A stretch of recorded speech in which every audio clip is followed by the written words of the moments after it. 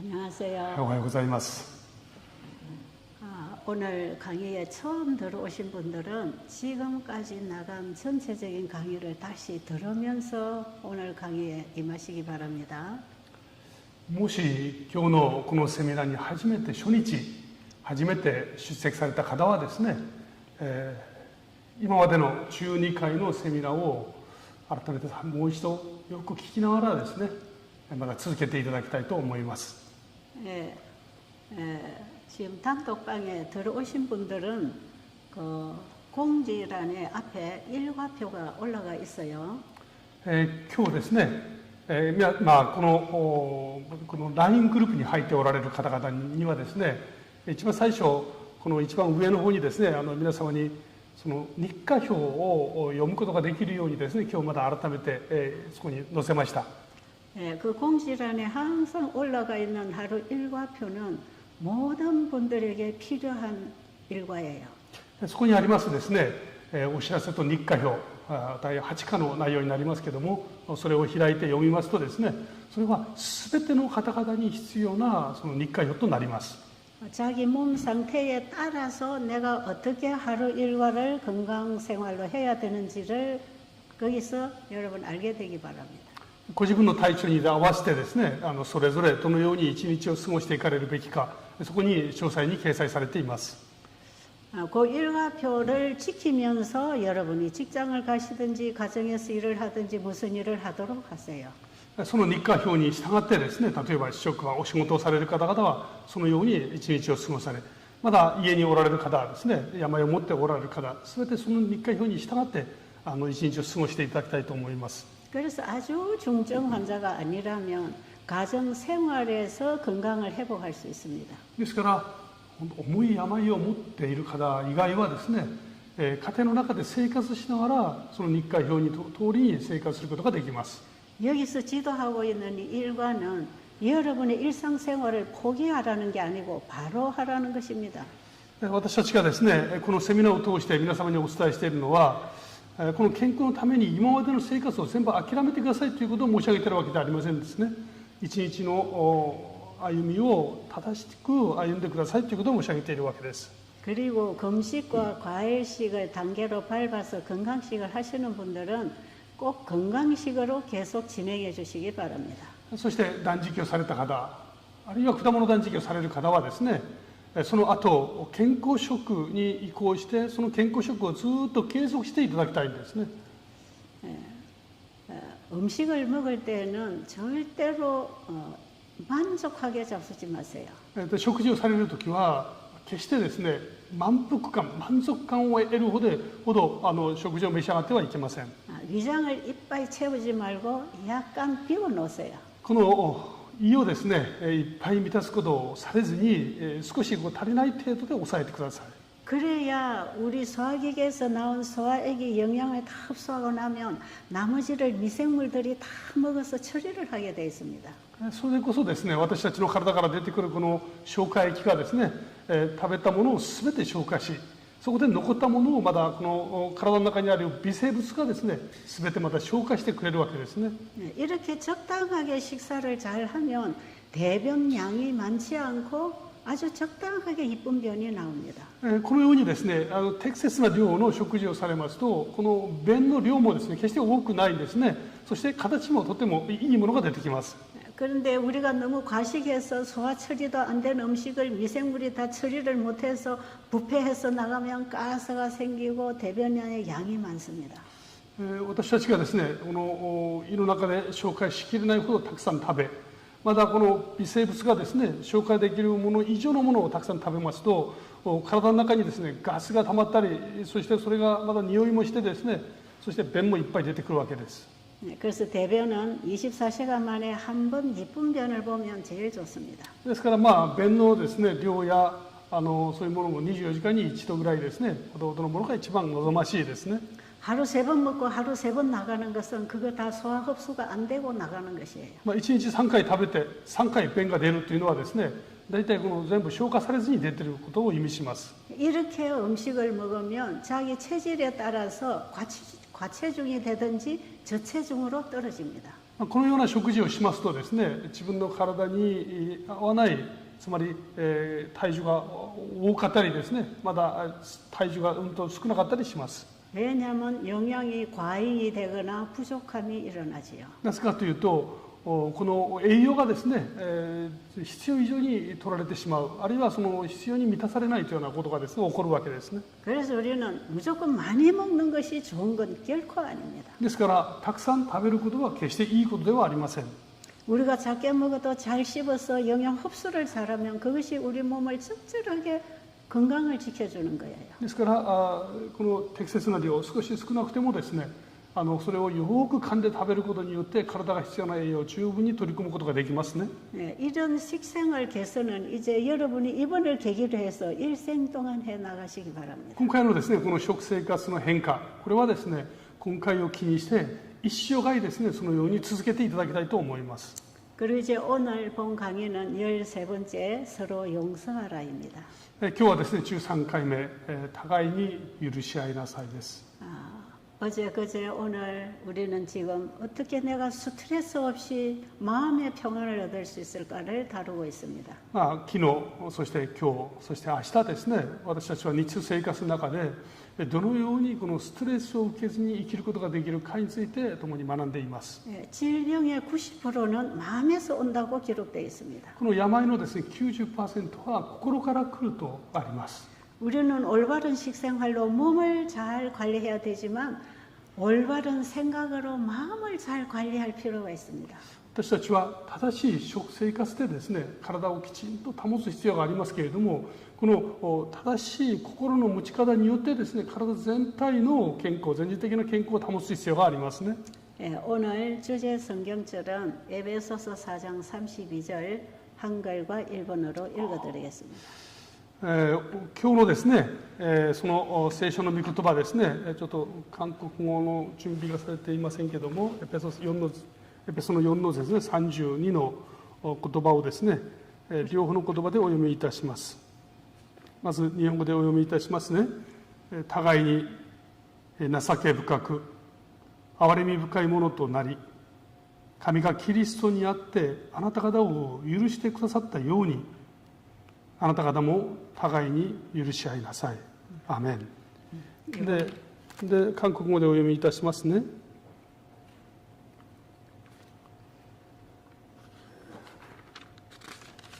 エペソの4の32です。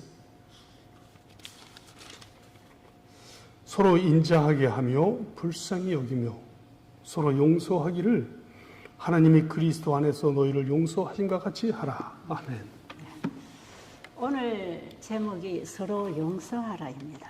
今日のテーマはですね、互いに許し合いなさいです。 근데 우리 인간이 용서할 수 있겠습니까? ところで私たち人間がですね、お互いに許し合うことができるでしょうか。 예수님께서는 70번씩 7번이라도 용서하라고 하셨어요. イエス様はですね、7回かける70回であっても許しなさいとおっしゃいました。 근데 사실 우리 인간은 한 번도 용서가 제대로 안 됩니다. ところが私たち人間はですね、その一度さえまともに許すことができない存在です。 그런데 지금 읽은 말씀에 보니까 그리스도 안에서 가능하다는 것입니다. ところがその許しがですね、キリストにあって可能であると教えます。 그리스도 밖에서는 용서가 우리에게 불가능합니다. キリストの外ではですね、許しっていうのはそもそも私たちには不可能なんですね。 근데 여러분 용서하지 못해서 당하는 고통이 우리에게 얼마나 많은지 모릅니다. ところがですね、許すことができずに受ける苦しみがなんと多いことでしょう。 제가 만나는 환자들 중에 이 깊은 우울증, 그다음에 이 소화장애, 불면증 이런 환자들 보면 대부분 용서해야 할 문제가 걸려 있습니다. 私が今まで出会ったですね、多くの患者さんが抱えているこのうつ病ですね、この許すことができないことによって得るうつ病や夜眠れない消化不良、これで苦しむ人々がなんと多かったことでしょう。 원수를 갚아주려고 연구하다가 잠 못 잡니다. この悔しい思いをですね、敵として打とうと思ってですね、研究しているうちに夜眠れなくなります。 어떤 방법으로 원수를 갚아야 될지를 고민하면서 병이 듭니다. このどのようにこの悔しさを返してやろうかって悩んでいるうちに病気になってしまいます。 예수님께서 원수를 사랑하고 용서하라고 하셨을 때에 그 말씀은 나를 위한 말씀이에요. イエス様が敵を許しなさいっておっしゃった言葉ですね。それは私自身のための言葉だったんですね。 제가 저 미국 워싱턴 DC에서 세미나 할 때에 만난 환자 얘기를 해드리겠습니다. 私がですね、アメリカのワシントン DC でセミナーを持った時にあったことを皆様にお伝えいたします。 이 환자 얘기는 제가 만드신 분이 고치신다 책을 쓸 때에 이분 얘기를 썼기 때문에 아마 나중에 책이 나오면 여러분이 읽을 수 있을 것이에요. この内容はですね、私はこの作られた方が癒されるという本の中にですね、記載しています。後ほどまだ改めてですね、まだ本を手にされた時は読むことができるでしょ 그리고 아마 오늘 우리 이근아 목사님이 번역한 그 내용을 단톡방에 아마 올려드렸을 것입니다. う。そして今日ですね、午後この内容をですね、皆様のこの LINE 通してまた皆様にお送りいたします。 제가 여전히 외국에 나가서 세미나를 할 때에 이번처럼 이런 세미나가 아니고 사람들을 한 장소에 모아놓고 먹고 자고 상담하고 이러면서 치유 경험을 하는 세미나예요. 私はですね、海外でセミナーを行う時は、おおむねこういうようなセミナーではありません。一緒にですね、寝泊まりして、で食事をして、そして個人的な相談を何度もしながらですね、行うセミナーを行います。 아마 앞으로 일본에서도 그런 세미나가 들어 열리지 않을까 생각합니다. これからですね、日本でもそのようなセミナーをですね、持つことができればいいなと思っています。 근데 이 환자가 첫날 저하고 같이 상담을 하게 됐어요. でこの患者はですね、来られた初日、私と相談をされました。 근데 첫 마디에 하는 말이 저를 놀라게 했습니다. でその最初に語られた言葉がですね、実は私を驚かせたんですね。 내가 오래전부터 이 집회 소식을 듣고 있었는데 내가 만약에 여기 오면 내 남편을 용서할까봐 두려워서 못 왔습니다. 그래요. 私は前から先生の話は何度も聞いてましたし、こういうセミナーがあるということは知っていました。しかしもしですね、私がこのセミナーに参加して、そして私の心が変わって私の夫を許してしまうのではないかというのが怖くて参加できませんでした。 내가 만약에 여기 와서 원장님이 전하는 그 예수님을 만나서 내가 변할까봐 두렵습니다. 私がこのセミナーに来てですね、いつも先生が語っておられるそのイエス様はその方に出会ってしまって私の心が変わってしまうんじゃないかというのが私は怖かったです。 그래서 제가 너무 놀라서 왜 그러세요? 얘기해 보세요. で私は本当に驚いたんですね。そして一体どうされたんですかってお尋ねしました。 그래서 그분이 자기 자신의 얘기를 했어요. それがご自身がですね、今まで経験したことをお話しされました。 그 내용의 자세한 내용은 오늘 여러분이 그 단톡방에서 읽으시면 좋겠어요. 詳細な内容はですね、今日この LINE 経由して皆様にお送りしますので見ていただきたいと思います。 근데 그분은 한국에서 정말 남녀가 참 잘 만났어요. 実はですね、このご夫妻はですね、韓国で出会ったんですけども、素晴らしいカップルとして出会っていました。 상당히 두 남녀가 고등교육을 받고 지성인들이었습니다. とてもですね、良い教育を受けられて知性のある方々でした。 그리고 아들, 딸을 잘 낳아서 잘 크고 있는 아이들 데리고 미국으로 이민을 왔습니다. で子供たちもですね、ちゃんと生まれていい子として成長している状態で家族4人でですね、アメリカに移住したんですね。 그 부분은 각자가 너무 지성적인 사람들이라고 생각하기 때문에 상당히 자존심이 강했습니다. このご夫妻はですね、お互いに非常にこの教養のあるですね、自尊心のある方々なので、お互いに尊重し合いながらも非常にこのプライドが高かったんですね。 그런데 부부 관계에서도 자기를 지키느라고 다 열어놓지 못하고 사는 부부였어요. ですからこの夫婦関係においてもですね、自分自身のプライドはちゃんと守る一定の距離感があるような尊重し合いながらその生活をしていました。 그러면서도 아내는 아내의 역할을 남편은 남편의 역할을 가정에서 잘하는 사람들이었어요. それでもですね、お互いに夫は夫として妻は妻として自分の立場をきちっと守る良い関係でした。 그런데 자기 어느 친구로 인해서 자기 남편이 다른 여자를 사귀고 있다는 걸 알았습니다. ところがですね、ある種その自分の友人を通して自分の夫がですね、他の女性と付き合っているということを知りました。 그러나 이 여인은 그 사실을 믿고 싶지 않았습니다. この女性はですね、そのことをとても信じたくなかったですね。 내 남편이 이렇게 무책임하게 나를 버리고 다른 여자를 사랑할 수 없을 거라고 생각했어요. 私の夫がですね、私に対してこれほど無責任な行動をとって、そして他の女性とですね、一緒に暮らすなんてことはありえないと思ったんです。 그래서 그럴 리가 없다고 그랬어요. ですからそんなことは絶対決してないと思ったんですね。 그러니까 그 소식을 전해준 친구가 이 친구를 어느 날 데리고 그 남편이 다른 여자와 만나고 있는 광경을 보여줬어요. その友人はですね、自分の言葉を信じないその友人を連れてです、直接連れて行って、そして自分の夫が他の女性と会っている場面にこう連れて行きました。 자기 남편은 자기만 사랑하는 줄 알았습니다. その夫は自分だけを愛していると思ったんですね。 근데 나 외에 다른 여인을 사랑한다는 걸 용납할 수가 없었고 자존심이 상했습니다. そして自分の他に他の女性を愛するということを許せなくですね、そのことで自分は本当に自尊心が傷ついてしまったんですね。 그런데 두 사람이 있는 그 광경을 발견하고 이 여인은 온몸이 힘이 빠졌습니다. でこの2人が出会っている光景を見てですね、もう彼女は大きなショックを受けました。 그러나 그것을 남편 앞에서 아는 척하지 않았어요. しかしそれをですね、あえて、夫の前で全く知らんぷりをしました。 조용히 집으로 돌아왔어요. 静かに家に帰りました。 그리고 남편에게 그 안다는 표현을 하지 않았어요. そして夫に対してですね、そのことに対しては一切触れませんでした。 남편은 여전히 아내가 모르는 줄 알고 평상시처럼 잘해주었습니다. 夫はですね、妻が全く知らないと思って普段通りですね、いい夫として言ってくれました。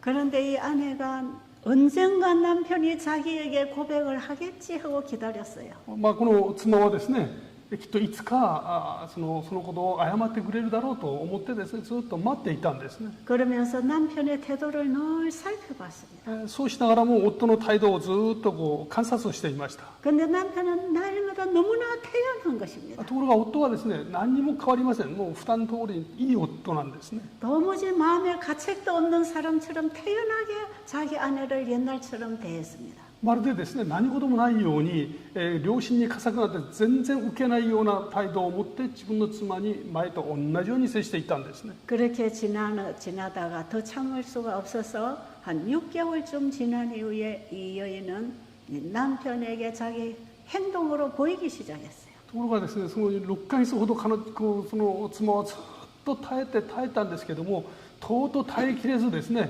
自分の思いを行動に移しました。 자기 집에 있는 여행 가방들을 다 꺼내가지고 남편의 옷과 소지품을 다 챙겨 넣었어요. 家にある全てのカバンをですね、引き出して、そして夫の所有物ですね、持ち物、それを全てカバンの中に詰めました。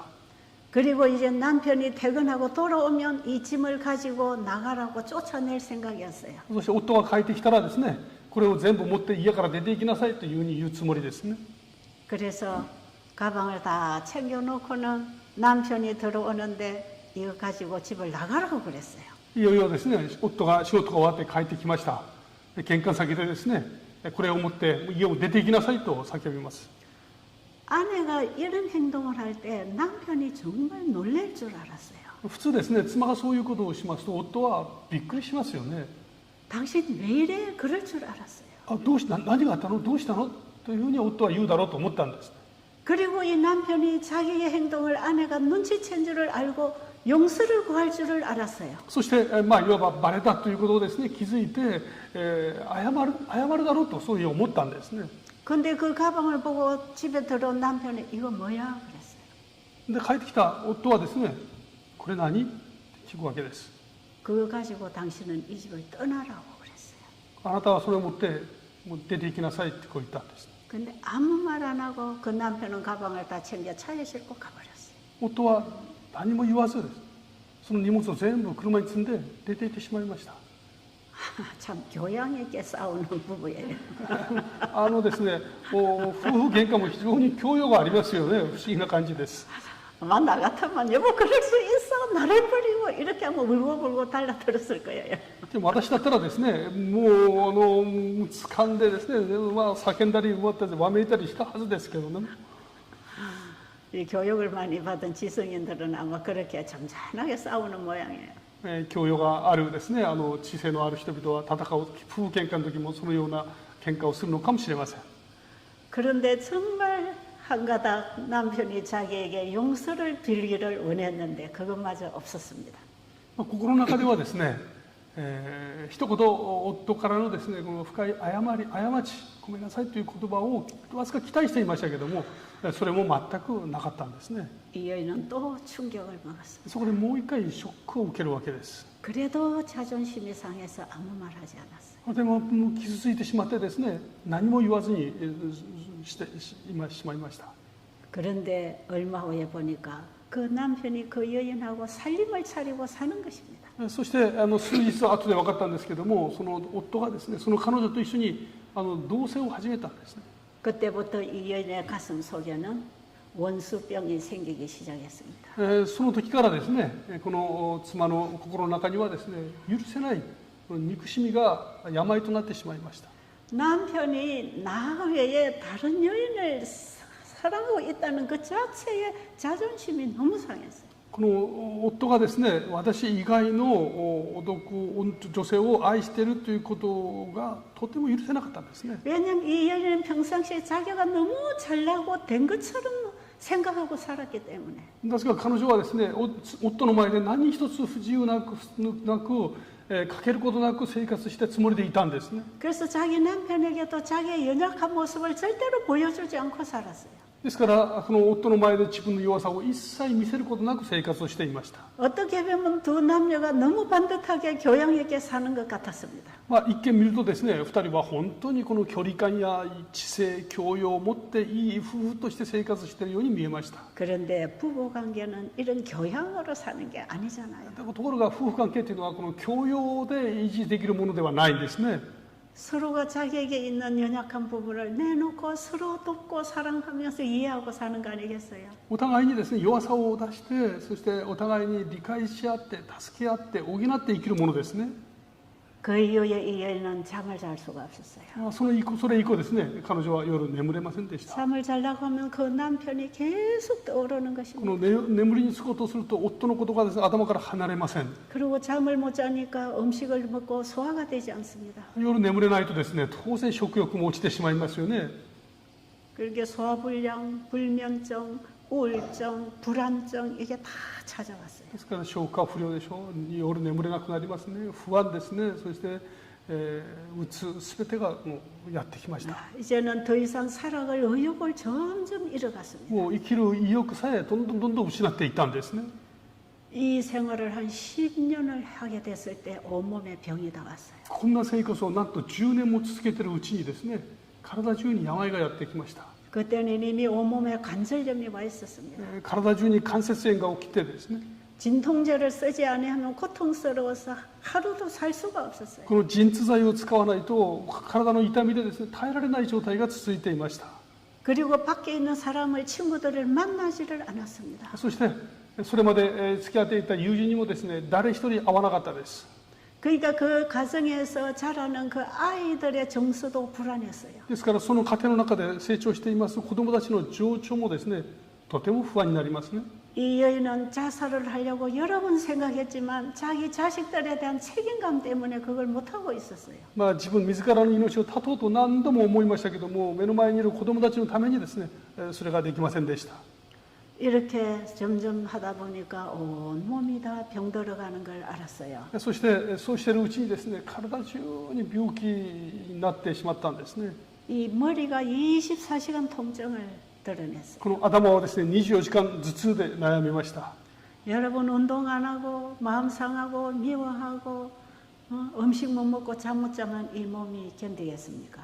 皆様ですね、人を許せずに憎しみとともに夜眠れず食事もできずに、そんなこの体がどこまで耐えられるでしょうか。 사람의 몸은 마음의 지배를 받는 것입니다. この人の心はですね、心に支配されるようになっていますね。 마음이 고통스러우면 몸도 함께 고통을 느끼는 것이에요. この心が苦しみますと、体も一緒に苦しくなります。 이런 사람에게는 금식을 해라, 건강식을 해라 가지고 해결이 안 되는 사람이에요. こういう人はですね、断食をしなさい、健康食をしなさい、そういうことで治る病気ではありません。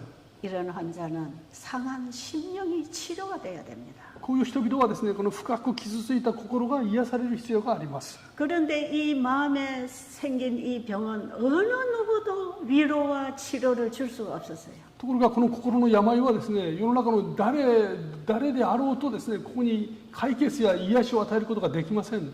형제들이 와서 그거 잊어버리라고 아무리 말해도 잊을 수가 없었어요. 兄弟たちが来てですね、もう忘れてしまいなさいと言われても忘れることが決してできません。 근데 어느 재림교회 집사가 와서 이 세미나에 참석하라고 몇 번을 권했지만 오지 않았어요. で友人のですねセブンス・チャールズ教会の信徒がいて、何度もですねこのセミナーに参加するように勧められましたけども、決して参加しませんでした。 그래서 그 교회 집사가 이 세미나에서 나오는 강의를 다 그 CD에 담아서 내놓는 것을 그 집에 계속 전해줬어요. ですからこの友人はですね、このセミナーの CD やですねその資料を手に入れて、全てですねこの家に送ってあげました。 그리고 그분이 이 집회에 오면은 자기 병이 낫겠다는 희망도 있었습니다. でこのきっとですね彼女がこのセミナーに参加すればきっと良くなるという、そういう希望を持っていたんですね。 그런데 왜 못 왔는가?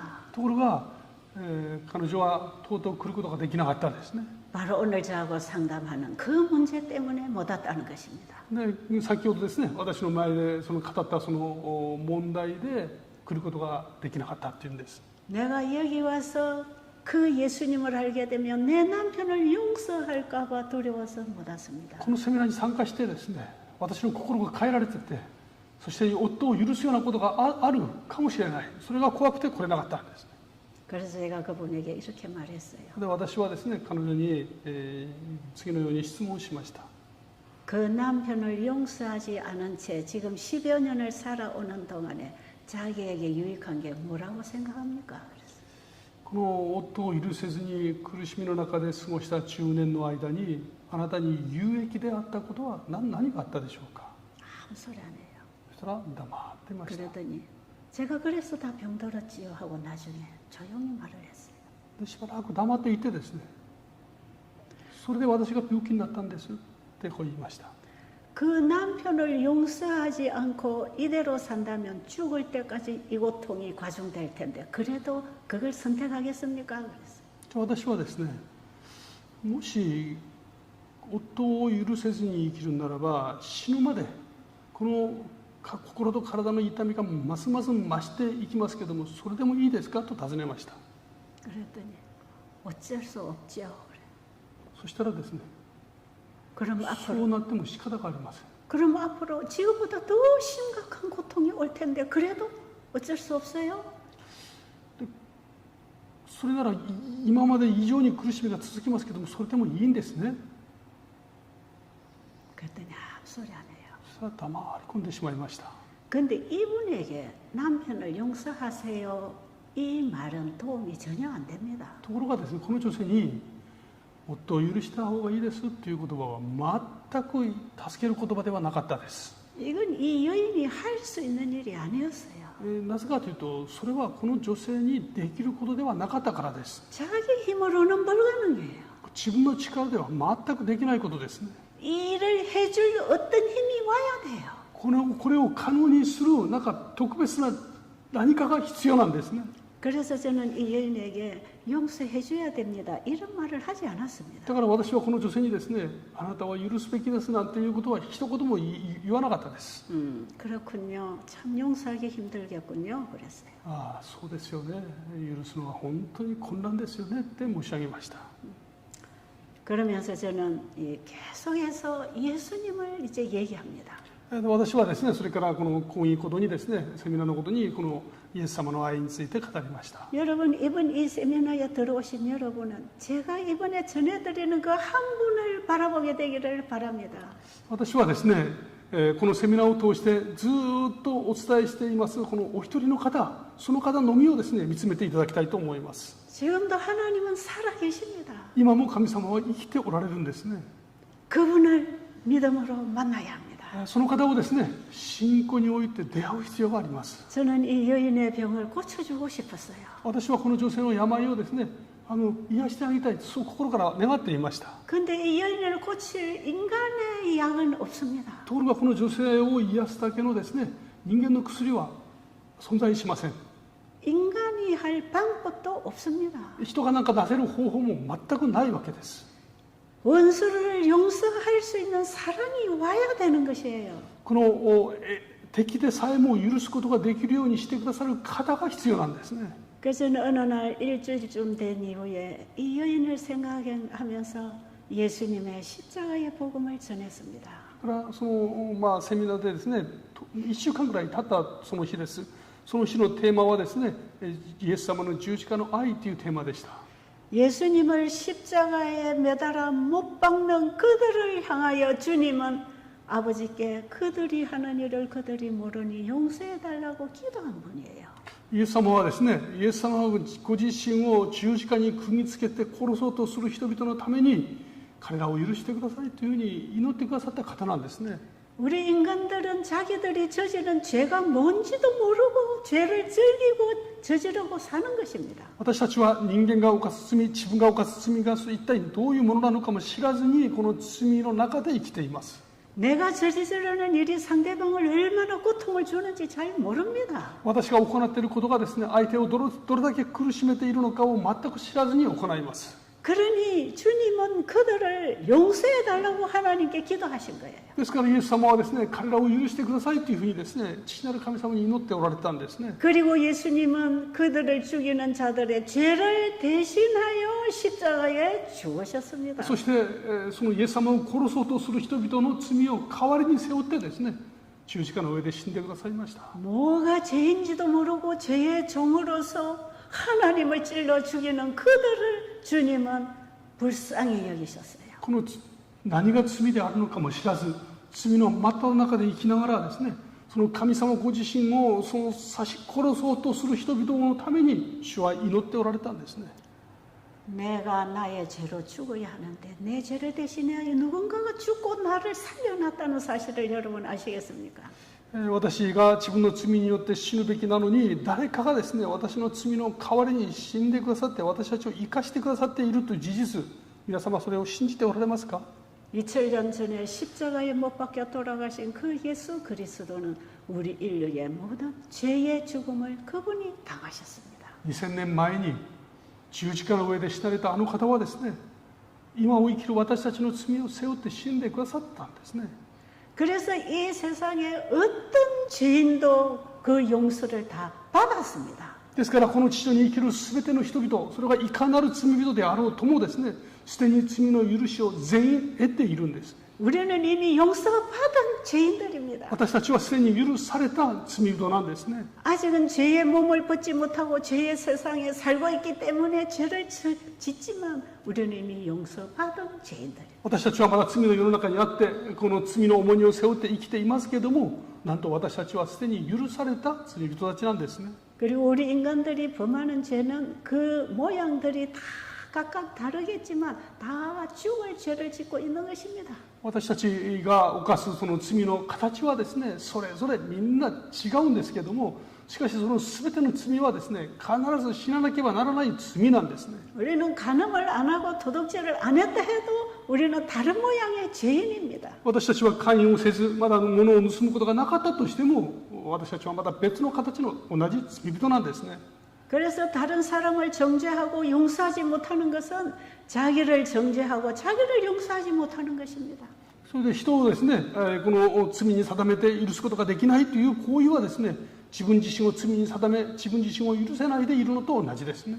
저는 그날 아침에 그 한 여인을 향해서 기도하면서 진지하게 예수님의 용서를 받아들이도록 저는 강의를 했어요. その朝ですね、私は一人の女性を頭にこう浮かべながらですね、心から真摯にイエス様の愛を受け取るように言葉を伝えました。 우리는 다른 사람을 용서하기 전에 내가 먼저 용서의 경험을 해야 합니다. 私たちは人を許す前にですね、自ら先に許される経験をする必要があります。 여러분 예수님이 나 같은 죄인을 용서해 놓으셨다는 것을 믿으시겠습니까? 皆さんはですね、イエス様が私のような罪人をもうすでに許しておられるということをお信じになりますか？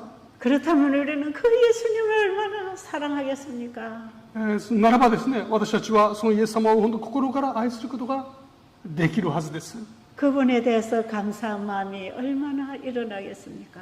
そしてその方に対するですね、心から感謝の思いが湧かないはずがないですね。 자기의 생명을 바쳐 나를 용서하고 구원해 놓으신 주님을 알아야 합니다.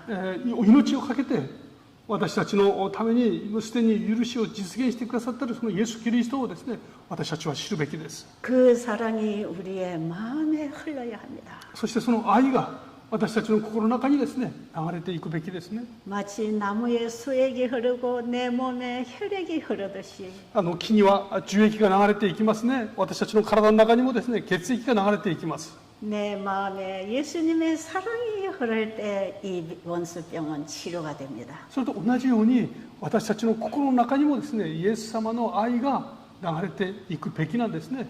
その時初めて私たちは癒されていくんですね。 제가 그날 아침에 내가 용서받은 은혜를 감정으로 눈물로 제가 그날 예수님의 사랑을 전했습니다. その日ですね、私は、私自身主によって許されたその経験を証としてですね、伝えながらキリストの愛を伝えました。涙を流しながらです。 제가 이 복음을 전하면서 그 여인을 계속 살펴봤어요. 実は私はですね、このことをこう伝えながら彼女のですね、その姿をずっと見つめていました。 이 놀라운 사랑의 얘기를 가슴으로 잘 받고 있는지 마음을 닫고 있는지 염려하면서 계속 지켜봤어요. この話をですね、心を開いて受けているのか、あるいは心をぐんと閉じてですね、通り過ぎていくのか、それがとても気になっていました。 그런데 이 여인의 눈에서 계속 눈물이 흘렀어요. ところが彼女はですね、前に座って涙をずっと流していました。 휴지를 뜯어다가 눈물을 닦고 콧물을 닦고 계속 울었어요. そしてそのティッシュを取ってですね、涙を拭き、また鼻水を取りながらずっと泣いていました。 저는 그 여인을 향해서 계속 기도했습니다. 私は心の中で彼女のためにずっと祈り続けました。 남편을 용서할 수 있는 주님의 용서를 받아들일 수 있도록 해달라고 계속 기도했습니다. 속으로. その夫を許すことができる心を神様がくださるようにですね、ずっと祈り続けました。 그리고 그 예배를 마치고 아침 식사 시간이 됐어요. 朝の礼拝が終わってですね、食事の時間となりました。 그런데 식사 시간에 보니까 이 여인이 오지 않았어요. ところがですね、食事の時間になっているにもかかわらず彼女の姿を見ることができませんでした。 이 여인은 그날 아침에 밥을 먹지 않았습니다. その日朝ですね、彼女は食事をとりませんでした。 주님의 용서가 자기에게 주어졌다는 이 놀라운 복음을 알았습니다. この主の十字架の許しがですね、なんと自分のためにあったということをその日朝気づいたんですね。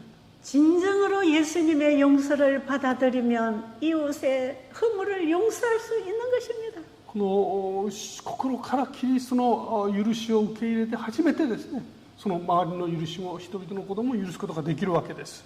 그래서 제가 그날 아침을 먹고 이제 우리 모두가 산책을 하게 됐어요. その朝ですね、食事があって、それから朝の散策が始まりました。 그런데 이 여인이 제 옆에 다가왔습니다. でその時間ですね、彼女が私のそばにやってきたんですね。 지금까지 일주일 동안에 봤던 그 여인의 모습이 아니에요. 今までこの1週間ですね、私が見ていた彼女の表情ではありませんでした。 세상의 고통은 혼자 다 짊어진 사람처럼 그분의 마음은 어두웠습니다. それまでですね、彼女は世の中の全ての重荷を一人で全部背負ったかのような表情をしていました。 그분의 얼굴에 이렇게 예쁜 미소가 있는 줄 저는 몰랐습니다. ところがですね、彼女の顔にこれほど美しいこの笑顔が隠れていたことに全くことを知りませんでした。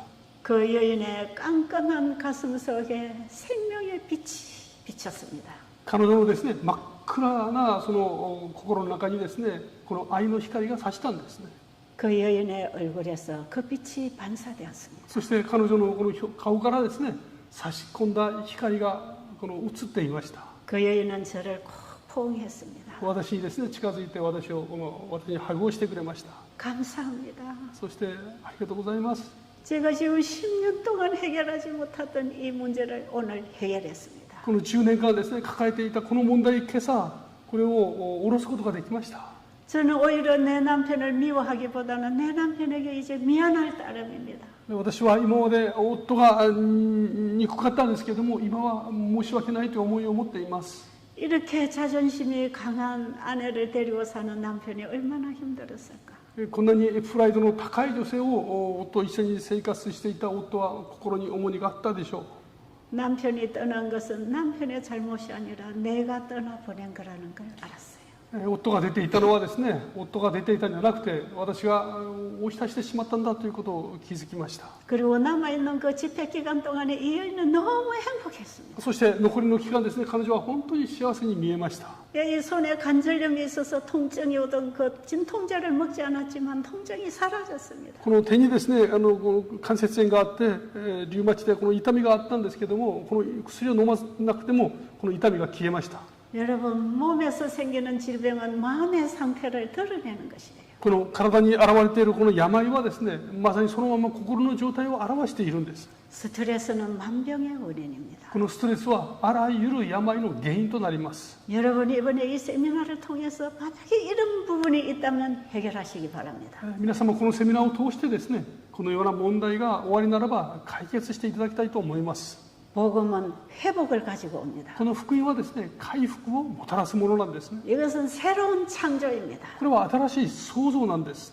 제가 또 베델에서 만난 환자 한 분 얘기하겠어요. そしてベテルでですね、お目にかかった一人の患者さんのことをお伝えします。 어느 날 밤에 비가 부슬부슬 오는데 어느 부부가 베델에 찾아왔어요. ある日の夜ですね、静かに雨が降る夜でした。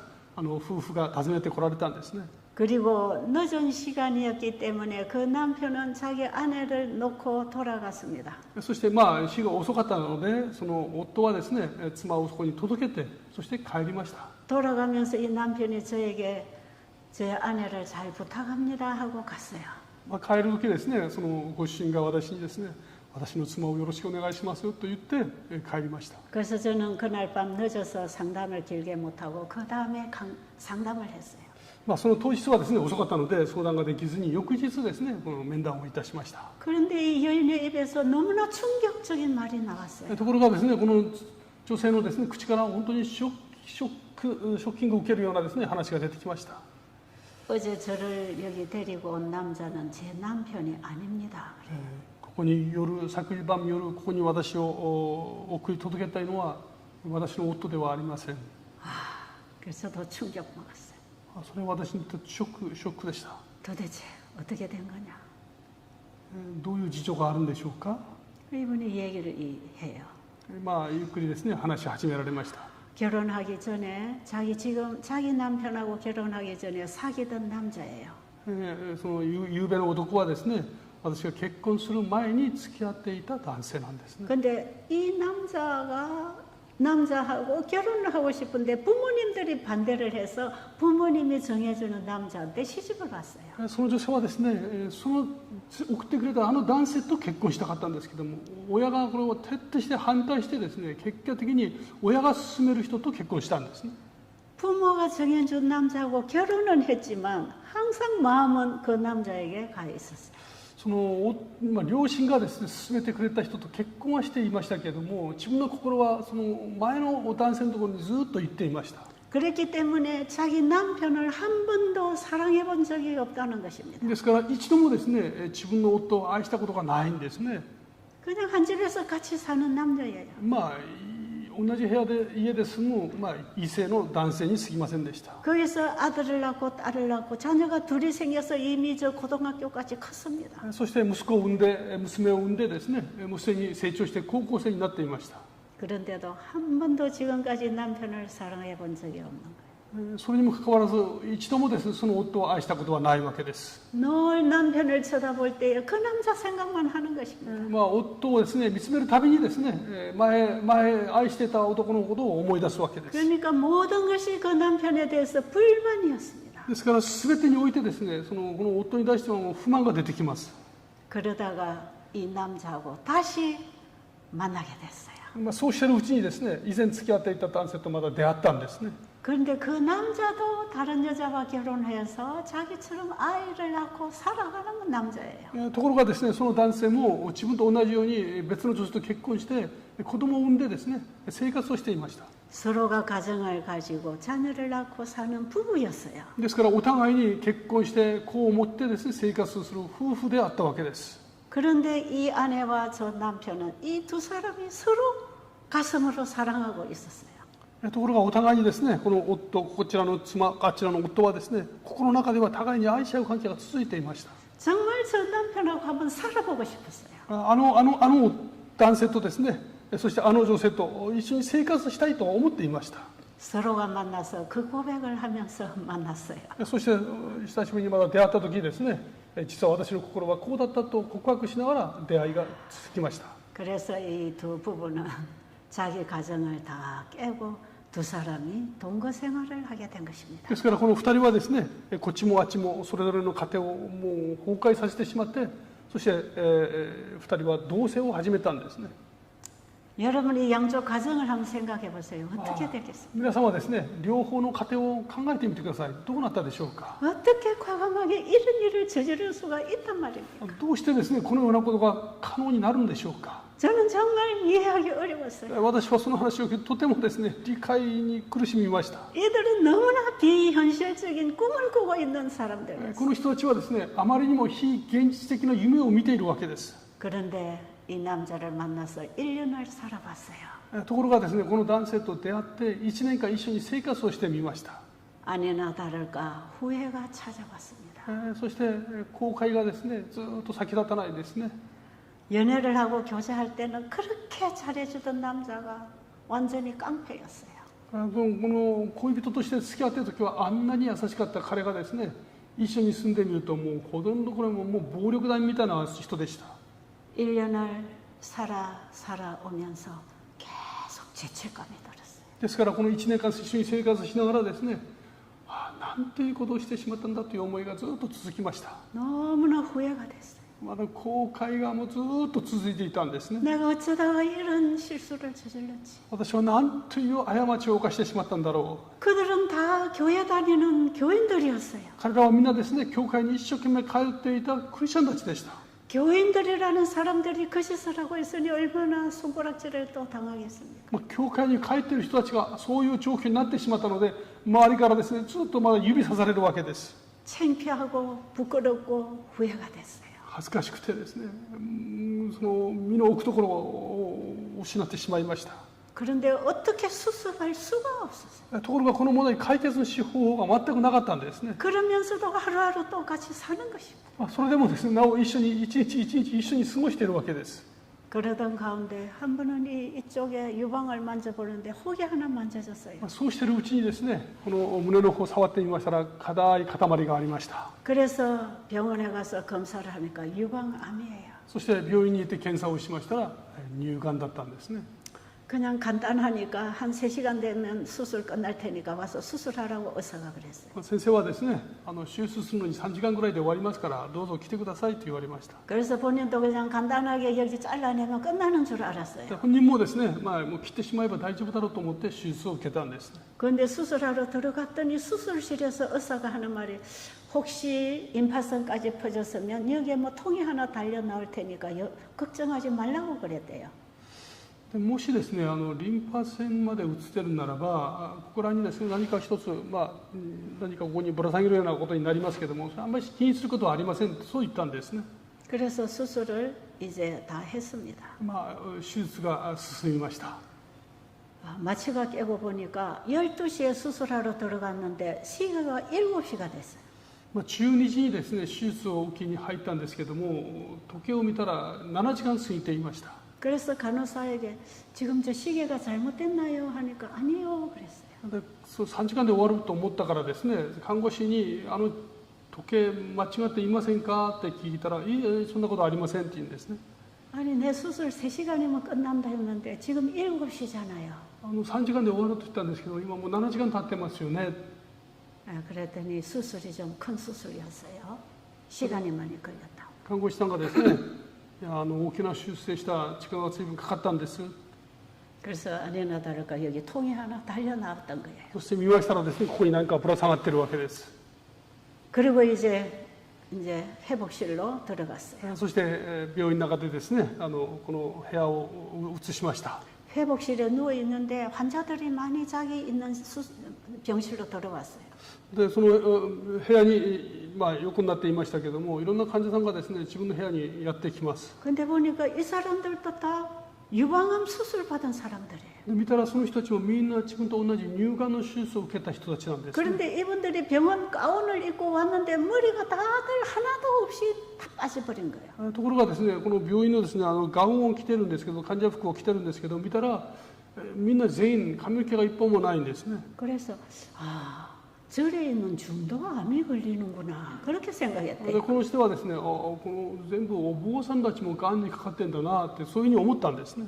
나중에 알고 보니까 이제 그게 아니에요. ところが後でいろいろとしてみたら状況が違っていました。 항암제를 맞아야 되기 때문에 잘 먹어야 되기 때문에 뭐든지 사다 놓고 막 먹고 있는 거예요. 抗がん剤をですね使わなければならないので体力つける必要がありますね。ですからもう食欲何でもよく食べてるわけです。 그런데 여인들이 머리가 하나도 없이 이렇게 보니까 너무 보기가 싫었다는 거죠. ところがこう見たらですね、そこにいる女性たちが髪の毛が一本もないですから、その姿がとても受け入れられなかったんです。 근데 그날이 항암제 맞는 약속된 날이라서 사람들이 거기를 다 모여들었던 거예요. でその日がですね、ちょうど抗がん剤を受ける日でしたので、その抗がん剤を受けるために患者さんたちがそこに集まってきたんですね。 그래서 이 여인은 나는 절대로 항암제는 안 맞을 거야. で彼女は心の中に決めるわけです。私は抗がん剤は絶対使わない。 그래, 나는 이대로 죽을 거야.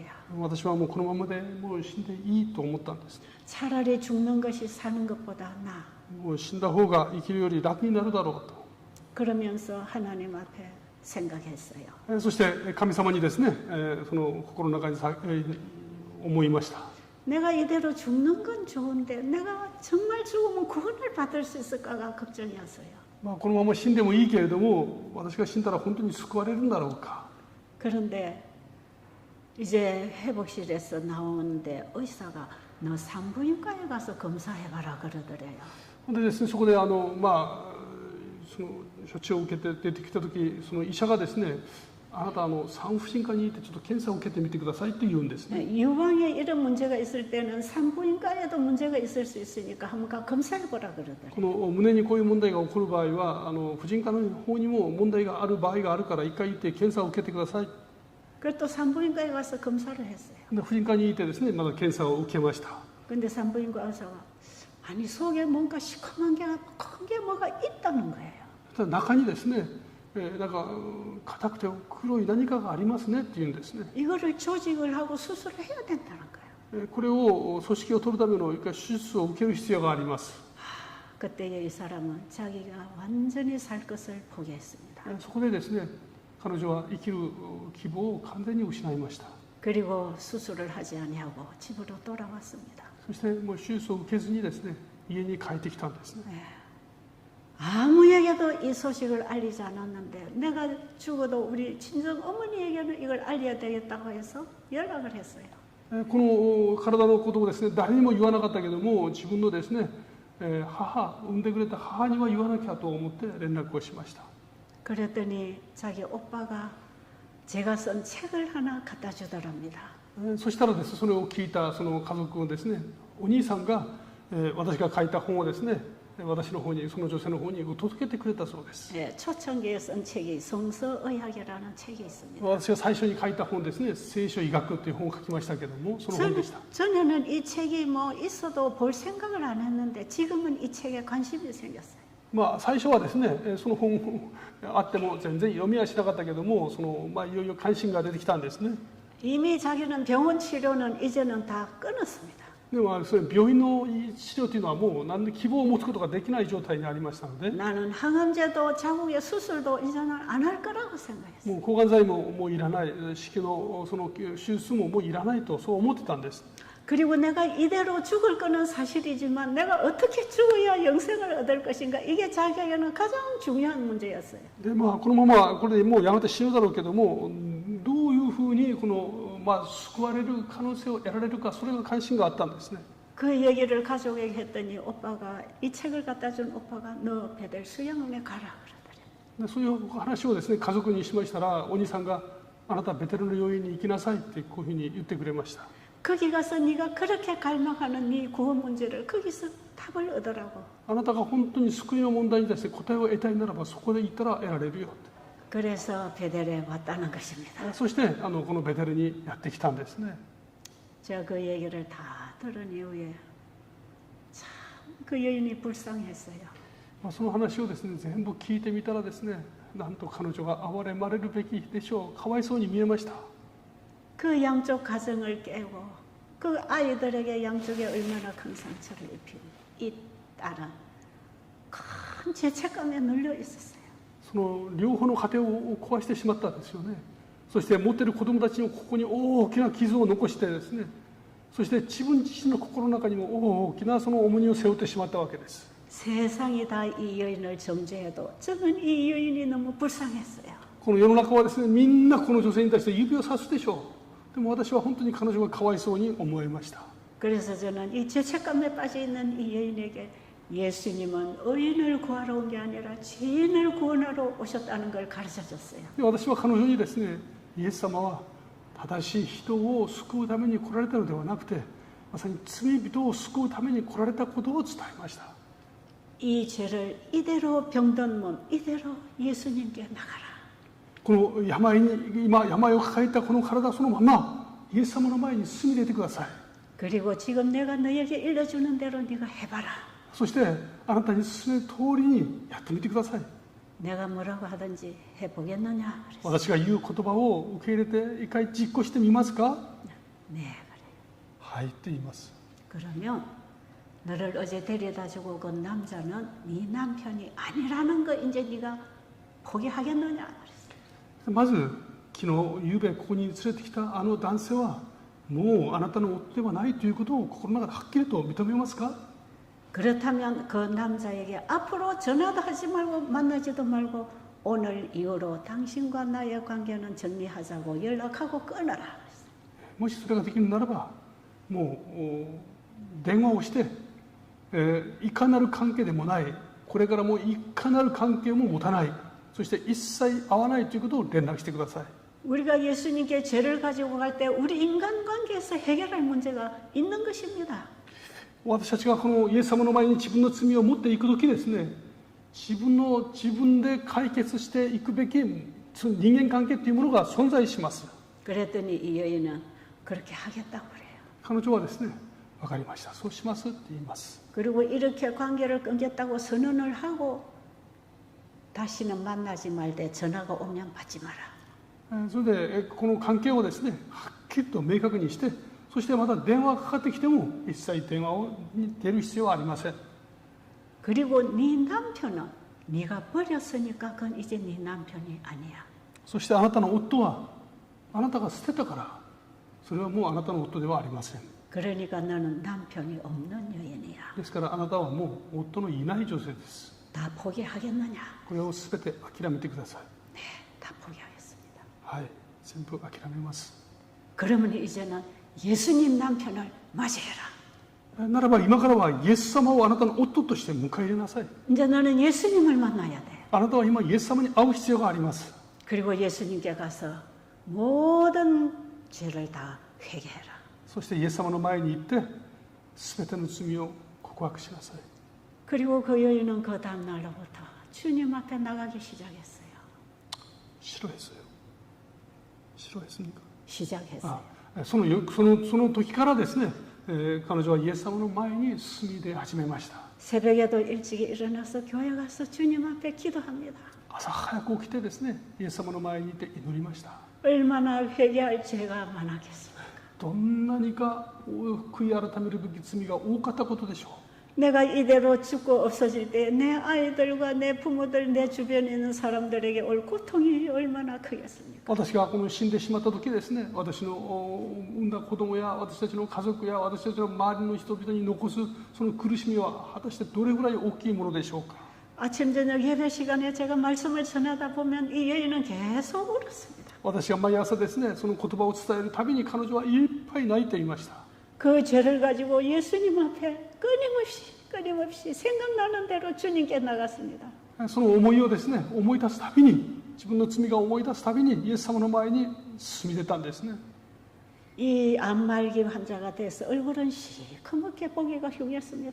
彼女はですね、がんの末期でもう顔は真っ黒くなってとても見にくかったです。 그리고 너무나 많이 고민했기 때문에 얼굴이 형편이 없었어요. そして彼女はもう苦しみ悩みがいっぱい心の中に満ちていたので、それがそのまま表情に出ていったんですね。 이 여인은 이제 온전히 죽음 준비가 다 됐습니다. まあ彼女はですね、もう死を目の前にしてその死を迎える準備さえできていました。 제가 볼 때도 이 여인은 완전히 예수님께 드려진 여인이었어요.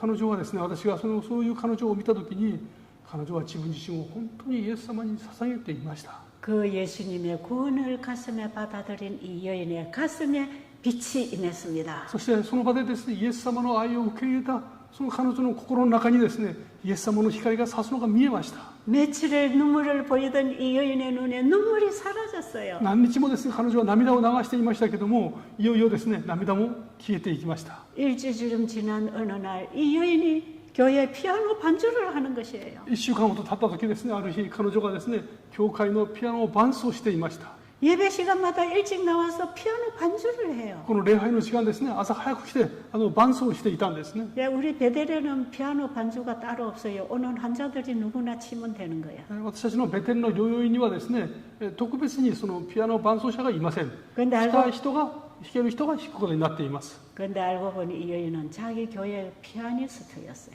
ところが彼女はですね、その行っていた教会のピアニストでもあったんですね。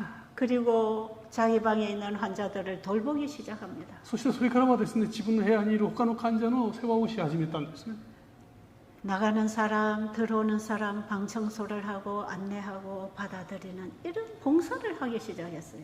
この部屋の中に新しく入ってくる人のための部屋の用意、そして部屋からも出ていく人のための部屋の片付けだとかですね、そういう奉仕をしていました。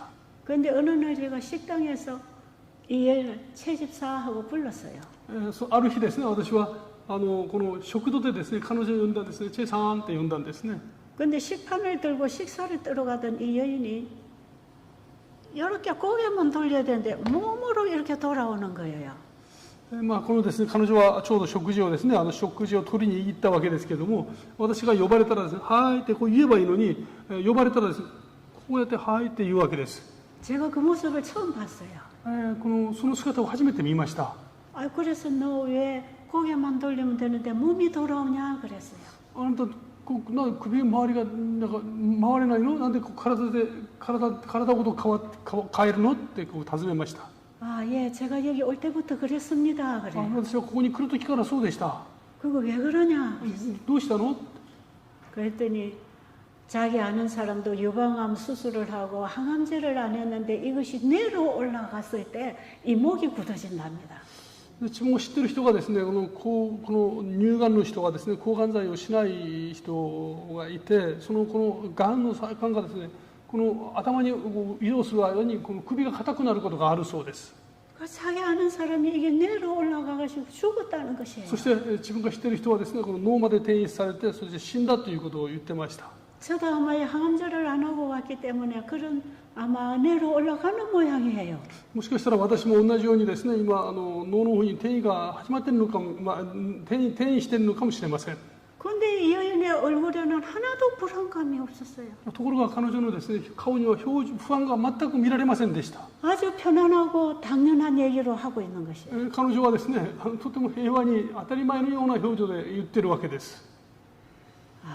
그랬는데 이 여인이 하루하루 지내는 동안에 고개가 돌아가기 시작했어요. ところがですね、そこに過ごしているうちに彼女の首が回り始めました。 그리고 이 팔이 처음에는 한쪽 팔을 잘 쓰지를 못했는데 얼마나 청소를 하고 일을 잘하는지 몰라요. ところが最初はですね、こっちの腕が動かなかったんですけども、何日か経つのうちに部屋の中の掃除も上手にできていました。 아, 우리 요양원에서 진짜 친절한 봉사자 역할을 이 여인이 다 하고 있어요. ですから彼女はですね、私たちの療養院の中でとっても活発なですね、奉仕者となっていました。 근데 하루하루 죽어가야 할 이 환자가 지금 하루하루 살아나고 있는 것이에요. で日に日にですね、死んでいくはずのこの患者がですね、今日に日に元気になっていました。 그래서 제가 2달쯤 지난 이후에 다시 물어봤어요. そして2ヶ月が経ちました。で彼女をまたですね、彼女に尋ねてみたんです。너 지금 몸 상태가 아주 좋다. あなたの体がとても軽く見える。 그는 좀 예수님 만나서 너무 예뻐. そしてあなたの顔もイエス様に出会ってとてもきれいに見える。 근데 만약에 네 남편이 너를 용서해 준다면 너는 남편에게로 돌아갈 마음이 있느냐 물어봤어. ところでもしあなたの夫があなたを許すと言うなら、あなたは夫に戻るつもりはあるの？ 그러면요. 그런데 내 남편이 나 같은 여자를 용서하겠습니까? もちろん戻りたいですけど、私のようなものを夫が許すでしょうか？ 저는 용서받을 수 없는 여인이에요. 私は許されるべき女ではありません。 그래. 근데 너 남편 전화번호 혹시 가지고 있냐 물어봤어. まあそうだろう、そうだよね。ところであなたのご主人の電話番号持ってるの？ 전화번호를 주더라고. そして彼女が電話番号を渡してくれました。 그래서 제가 이제 그 남편에게 전화를 했어요. で私はですね、その夫に電話をしました。 지금 우리 요양원에 이러이러한 사람이 여기 와 있다. 今私たちの療養院にこういう女性が今一人来ています。 그런데 이 여인이 자기가 저지른 죄의 죄책감 때문에 이런 지독한 암병이 걸려서 곧 죽어간다. ところがこの女性が自分が犯した罪のその代価を払って今がんにかかってもう死んでいってます。 본인은 다시는 용서받을 수 없는 죄인이라는 것 때문에 모든 것을 다려놓고 이제는 죽음을 준비하고 있다. 本人はその自分は死んで当然の罪人だということを認めて今は死に対して死と向き合ってその死を準備しています。 그런데 이 여인은 그 남편에게 용서를 빌고 싶어 한다. ところがこの女性はその夫に本当にその許しを請いたいと謝りたいとそう思っている。 이것은 그 여인이 저에게 그 말은 안 했지만 그 여인의 가슴에 있는 얘기를 제가 들은 것처럼 남편에게 전했어요. もちろん彼女は私にこんなことは言っていません。ただ私は彼女から聞いたように彼女の心の中にある話をそのご主人に伝えたんですね。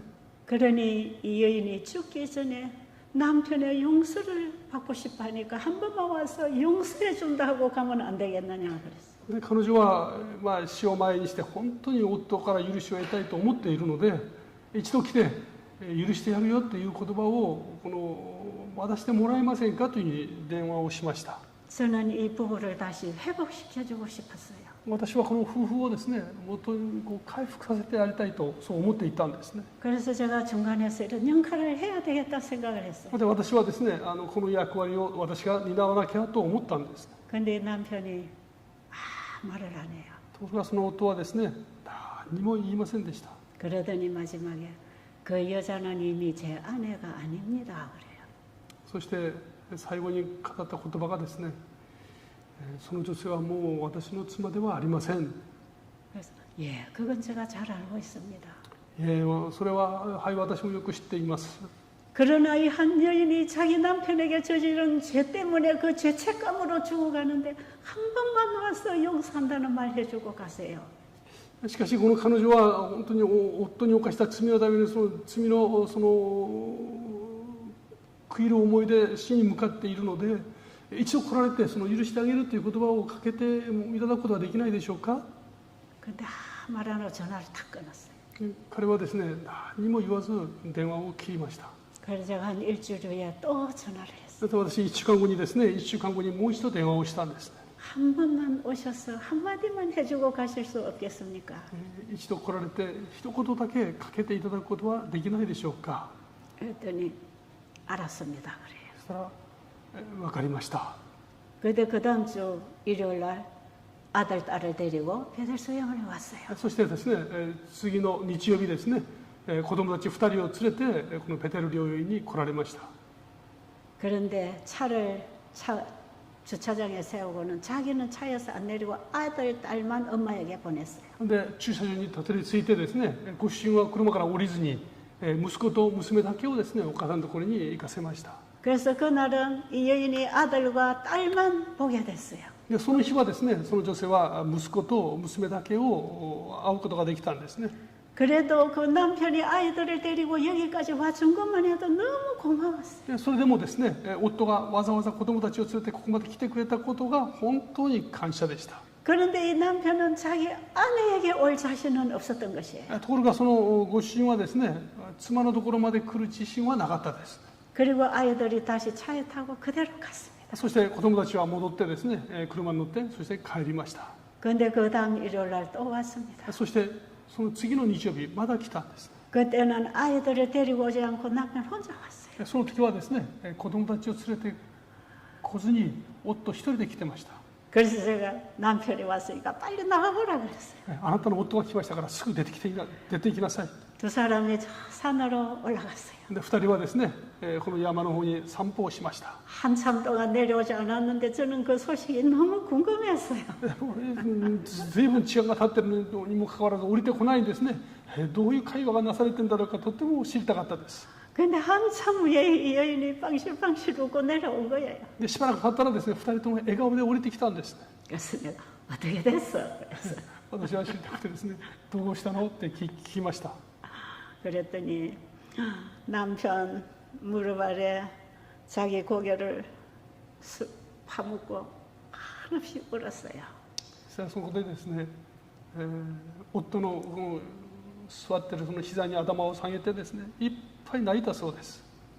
나 할 말 없는데 정말 나를 용서해 달라고. 何も言うことはありません。本当に申し訳ありませんでした。 한없이 울고 있는데 남편이 아내 덩어리를 두들겼습니다. もう涙が止まらないその妻のですね、背中を夫が叩きました。 내가 내 아내를 잘 지켜주지 못해서 이렇게 고통을 주어서 미안해. 私が自分の妻をちゃんと守ることができず、こんなに苦しみを与えてしまってごめんね。 내가 당신을 잘 지켜줘야 됐었어. 私があなたをちゃんと守るべきだったのに、 내가 그 일을 못해서 당신이 이렇게 병들고 고통을 당했으니 나를 용서해라. 私がそれができなかったので、あなたはこんなにも病んで苦しんでいたのに、本当にむしろ私を許して。 그 말을 해주는 남편의 가슴이 너무 따뜻했어요. そういう言葉をですね、語りかけてくれる夫の心は本当に温かく感じました。 그 말을 해주고 남편이 갔습니다. そしてその話を残してですね、夫は帰りました。 이 여인의 가슴에 있는 덩어리가 다 빠져나갔어요. この女性の心の中にあったですね、重荷が全て降りました。 완전히 자유를 얻었어요. もうこの今までの苦しみから完全に自由になったんですね。 죄책감에서 해방이 됐어요. それまでのその罪の思いからですね、解放されるわけです。 우리는 하나님과의 관계도 해결해야 되지만 인간관계도 해결해야 되는 것입니다. 私たちはですね、神様との関係を解決しなければなりませんけれども、人との間の問題も解決しなければなりません。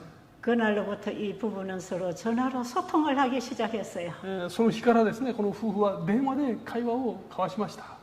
하루도 전화가 오지 아니하면 전화 걸고 싶고 듣고 싶은 거예요. この一日もですね、電話がかかってこないと、こっちが電話かけたい、また声が聞きたくなりました。 그래서 한 번은 이 여인을 만났더니 요즘에 우리 부부는 연애하고 있습니다. でそこでですね、ある女性にこう会いました、ある日ですね。そしたらその女性がですね、私たち夫婦今新しくまだ恋愛を始めましたって言うんです。 옛날에 내가 이렇게 남편을 사랑해 본 적이 없습니다. 私は今まで夫をこんなに愛したことがありません。 하루도 이 남편의 음성을 안 들으면 내가 잠을 못 잘 지경입니다. 一日もですね、夫の声を聞かないと寂しくなります。 그리고 한 6개월을 베델에서 봉사하고 있었어요. 彼女はですね、このベテルで約6ヶ月間ずっと奉仕を続けていらっしゃいました。 그러니까 이 사실을 알고 교회 목사님이 교인들을 데리고 방문을 했어요. そういうことを知ってですね、今まで言ってた教会の先生がです牧師がその信徒たちを連れて訪ねてくれました。 그래서 제가 그 목사님과 교인들 앞에 가서 이렇게 말했습니다. 私がですね、その訪ねてこられた牧師とその教員たちの前で次のように言いました。 이 사람은 옛날의 그 사람이 아닙니다. この人は昔の人ではありません。 모양은 그 사람이지만 이 사람 속에는 예수님이 임했습니다. まあ、姿は昔の人と同じですけれども、今は心の中にイエス様が住んでおられます。 이 사람은 새로운 피조물로 빚어지고 있습니다. 神様によって新しく作られた方なんです。 이제 이 사람이 가정으로 돌아갈 때에 교회가 이 사람을 새로운 사람으로 받아주시기 바랍니다.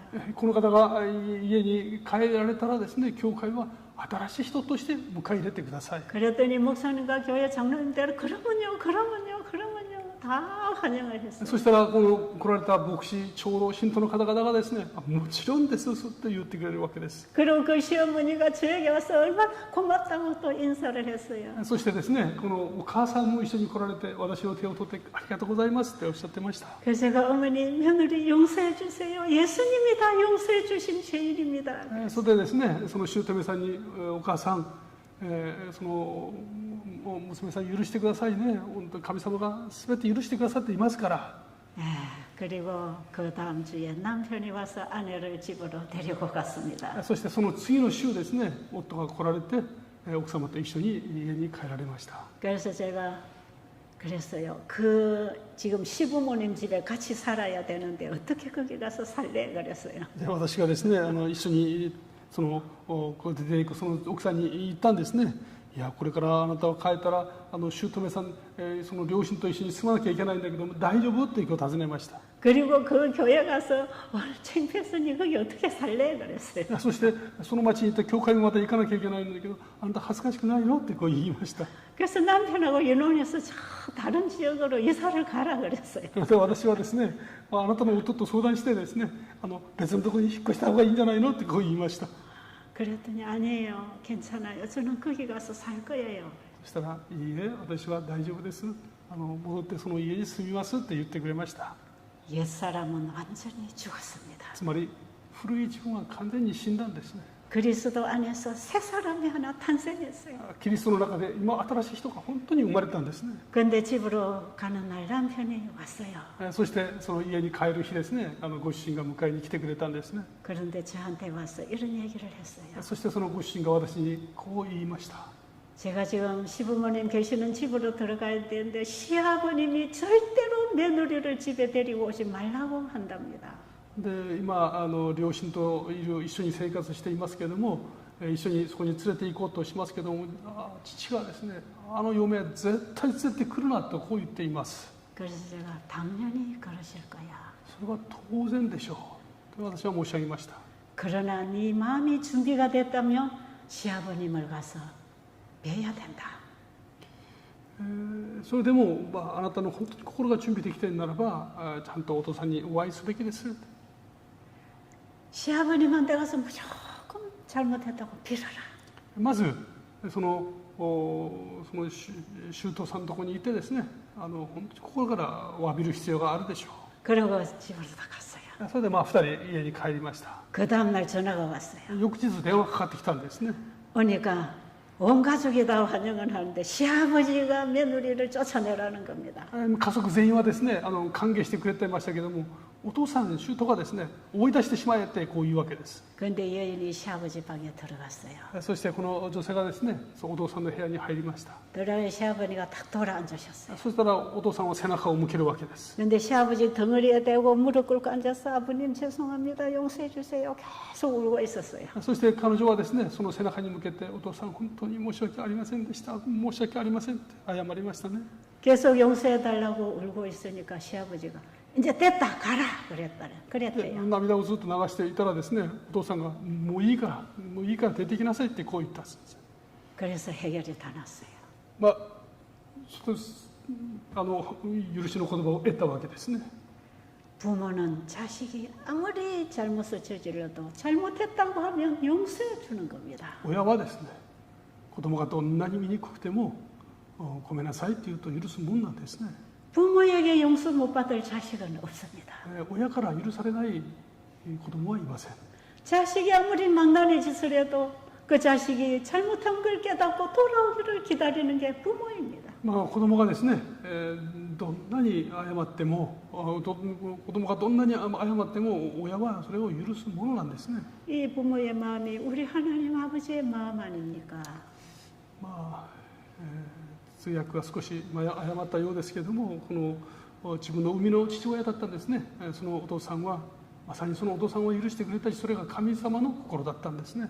그리고 그 이후에 한 15일쯤 이후에 병원에 검사를 하러 갔어요. そして約2週間ほど経ってですね、彼女は病院に検査に行きました。 온 몸을 전체를 다 검사를 했어요. 全身ですね、細かくこの検査をしました。 머리에든 자궁에든 아무데도 암이 없었어요. 頭にも子宮にもですね、どこにもがんはありませんでした。 암이 흔적도 없이 사라져 버렸습니다. がんがすべて体から消えてなくなりました。 그 뒤로 환자만 생기면 부부가 차에 태워서 우리 베델에 자주 왔댔어요. その後ですね、そのご夫妻はたびたびベテルに来られました。来るときは必ずこの患者さんを連れてきたんですね。 지금도 그 부부는 잘 살고 있습니다. 지금 この2人ですね、今もいい関係を保って生きておられます。 제가 이번에 충청도로 이사를 가서 살다 보니 그 충청합회에 이 아들이 목회를 하고 있는 걸 알았어요. 私がですね、実は住まいをですね、韓国の中部地区に引っ越しましたけども、そこに行きましたらですね、なんとその息子がそのエリアで牧師をやっていました。 여러분 우리 죄인들에게 병자들에게 예수님이 필요합니다. 皆様、私たち罪人たち、私たち病人にですね、イエス様が必要なんですね。 아마 이 만병의 치료제가 되시는 예수님을 우리가 값으로 판다면 얼마나 비싼 값으로 사야 되겠습니까? このすべてのですね、至るものすべての病で癒し主であられるイエス・キリストのこの力をですね、もし私たちがお金を払って買うとするならば、どれほどのお金を払うべきでしょうか。 근데 주님은 우리에게 이런 은혜를 공짜로 주시는 겁니다. しかし主はですね、これをすべて私たちにタダでくださるんですね。 그분에게 나가면 받아주십니다. その方の前に進みてればですね、すべて受け入れてくださるんです。 여러분 우리 인생의 불행과 우리 건강에 문제가 있다면 예수님이 구원자이십니다. 私たちの人生にですね、いろんな問題があるとするならば、イエス様こそがその問題の解決にしていらっしゃいます。 오늘 여러분의 모든 문제에서 그 주님 안에서 해결 답을 찾게 되기를 간절히 바랍니다. 今日ですね、皆様その主の中で全ての問題の解決を見出していただきたいと心から願っています。 감사합니다. ありがとうございます。大切なですね、メッセージ、とても心に響くメッセージでした。お祈りをして終わりにいたします。